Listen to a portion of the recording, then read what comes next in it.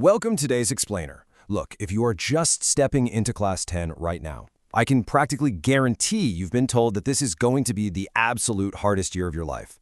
You've probably heard the rumors, right, that board exams are just impossibly difficult, that you're going to have to lock yourself in a room for 10 hours a day, and even then, you still might not get the marks you're hoping for.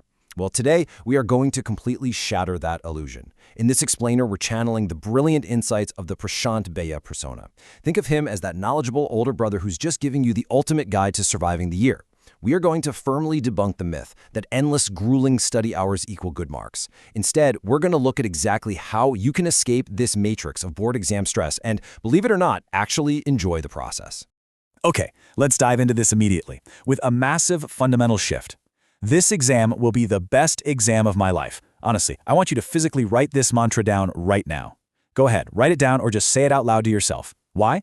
Because walking into this academic year with a defeated mindset is exactly how you fail before you even open a book.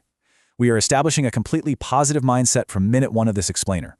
If you truly, genuinely believe that you can score 95 or 98% and that this is going to be a phenomenal year, your actions will naturally start to align with that belief. And this brilliantly illustrates why mindset and strategy will beat sheer willpower every single time. Let's look at the tale of two students, Chintu Lal and Mintu Lal. Just look at the massive gap in these numbers. Chintu studied for 6 exhausting hours every single day, yet he scored a 65%.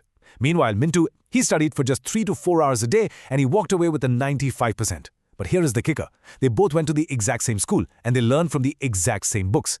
The only difference is that Mintu understood that working longer definitely does not mean working smarter. Chintu made some fatal strategic errors, and today we are going to make absolutely sure you don't repeat them.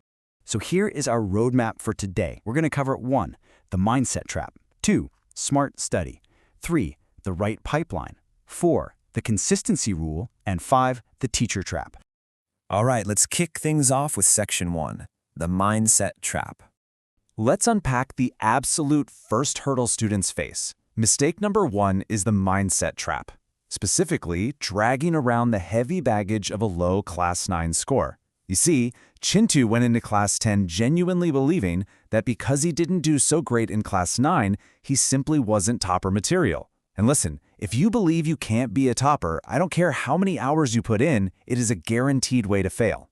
Mintu, on the other hand, just accepted his lower 9th grade marks and started with a completely fresh slate.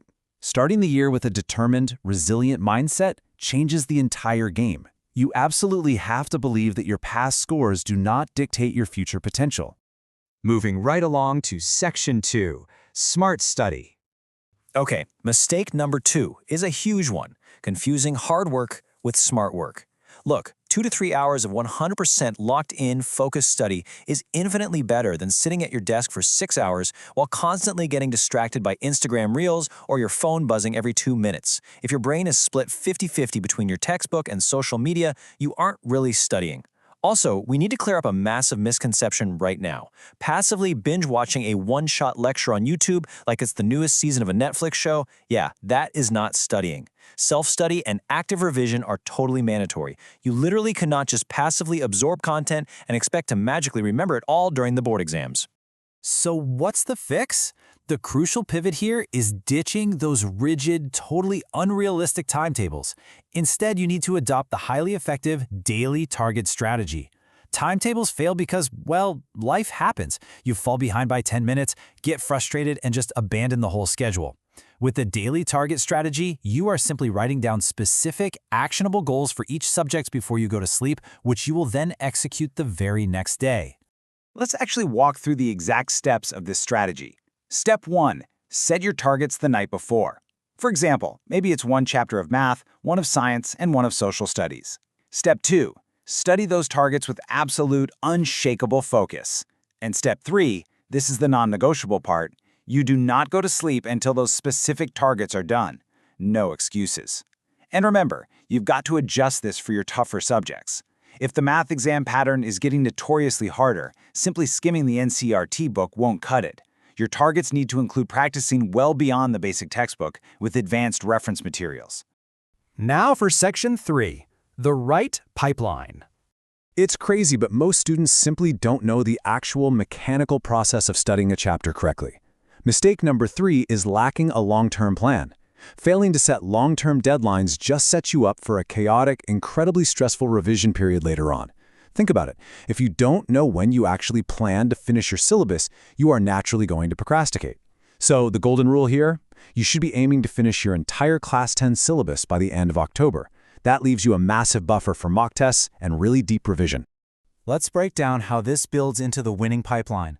First, analyze your syllabus so you know exactly how many chapters you're dealing with. It's like a giant puzzle. You need to see all the pieces first. Second, complete your base NCRT textbook.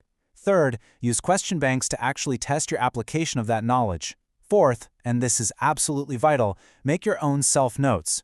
Do not rely on borrowing a friend's notes 2 weeks before the exam. And hey, here is a massive tip. When you're doing math, you must do the full calculations all the way to the very end. Actually writing out the entire answer is critical to eliminating those silly exam errors. Don't just look at a math problem, nod, and say, "Oh, I know the steps, I'll stop here." Actually calculate the final answer every single time. All right, on to Section 4, the consistency rule.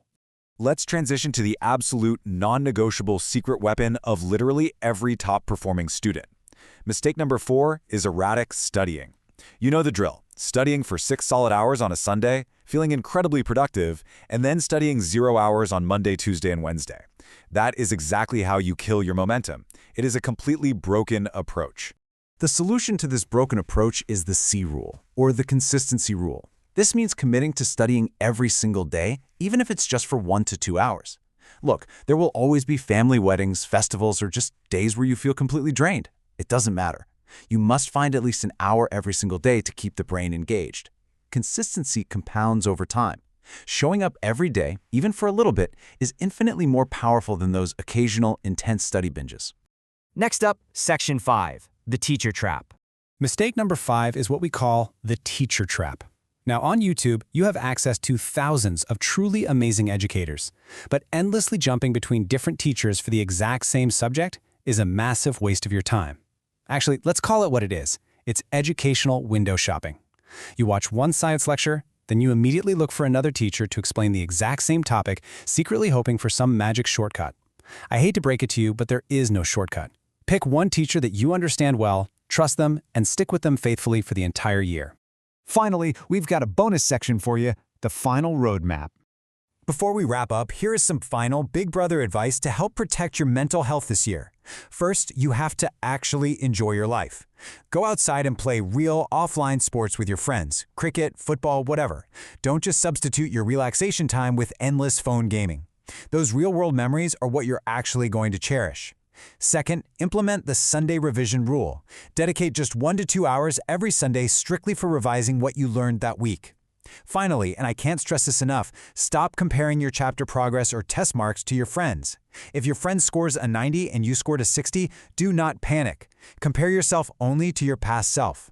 If you go from 60% to 65% on the next test, guess what? That is a victory. And this brilliantly illustrates the life versus YouTube algorithm analogy. Think about how YouTube works for a second. If you watch a gaming vlog, it feeds you more gaming vlogs, right? Well, your brain works the exact same way. If you feed it garbage in, just endless, mindless distractions, it will output distraction. But if you intentionally feed it positive educational content, it's going to output a positive, highly focused mindset. You get to control the algorithm of your own mind, based entirely on what you choose to consume. Which brings us full circle right back to where we started today. This exam will be the best exam of my life. You now have the exact roadmap. You know how to bypass the mindset trap. You know how to set daily targets instead of failing at rigid timetables, and you fully understand the power of the consistency rule. So, as you step into your study space today, I leave you with one final question. Are you going to stay trapped in the matrix of board exam panic, or are you going to execute your daily targets and actually prove you're capable of greatness? The choice is entirely yours. Thanks for joining me on this explainer, and I'll catch you in the next one.